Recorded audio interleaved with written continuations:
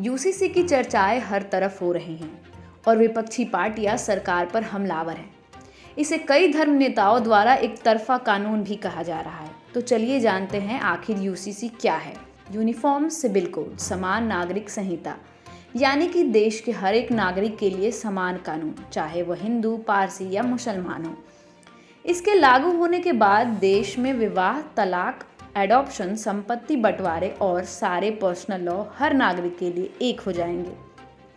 अभी भारत में हर धर्म का अपना कानून है, जैसे Hindu marriage act, Hindu succession act, शरिया लॉ, मुस्लिम पर्सनल लॉ। और यूसीसी के आ जाने से ये सभी कानून एकजुट हो जाएंगे। तो चलिए अब इसके फायदे को भी जानते हैं। यूसीसी लागू होने से महिलाओं का सशक्तिकरण होगा और उनकी स्थिति भी सुधरेगी, क्योंकि कुछ धर्मों में महिलाओं को कम अधिकार दिए गए हैं, जैसे पिता के संपत्ति पर अधिकार। मुस्लिम समाज में 3 तलाक के कारण अभी तक महिलाओं का शोषण किया जा रहा था और मुस्लिम समाज में बेटी की शादी की न्यूनतम आयु 9 साल है। और ऐसे में यूसीसी आ जाने से गोद लेने, संपत्ति, शादी जैसे सारे मामलों पर महिलाओं का समान अधिकार मिलेंगे। इसके साथ ही अलग अलग धर्मों के अलग अलग कानून होने से न्यायपालिका पर बोझ पड़ता जा रहा है और इसके लागू हो जाने से न्यायपालिका थोड़ा जल्दी से मामलों को सुलझा पाएगी और नागरिकों को भी कानून समझने में आसानी होगी। और हाँ, इसके लागू हो जाने से सभी समुदाय के लोगों को एक समान अधिकार मिलेगा। वैसे तो भारत में पहली बार यूसीसी का जिक्र ब्रिटिश शासन में 1835 में किया गया था।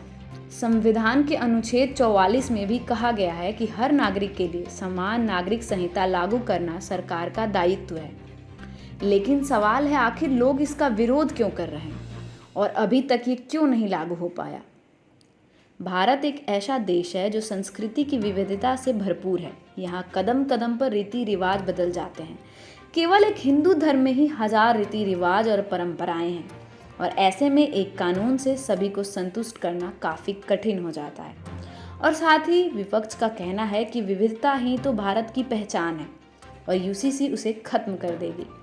वहीं एक आरोप यह भी लगाया जा रहा कि भारत में हिंदू बहुसंख्यक है और यूसीसी के तहत हिंदुओं का कानून बाकी के सभी धर्मों पर थोपा जा रहा है और बीजेपी 2024 चुनाव में वोट बैंक के लिए इसका प्रयोग कर रही है। गोवा भारत का इकलौता राज्य है जहां पहले से ही यूसीसी लागू है। और अगर दूसरे देशों की बात करें तो पाकिस्तान, बांग्लादेश, अमेरिका, सूडान जैसे कई देश यूनिफॉर्म सिविल कोड का पालन कर रहे हैं।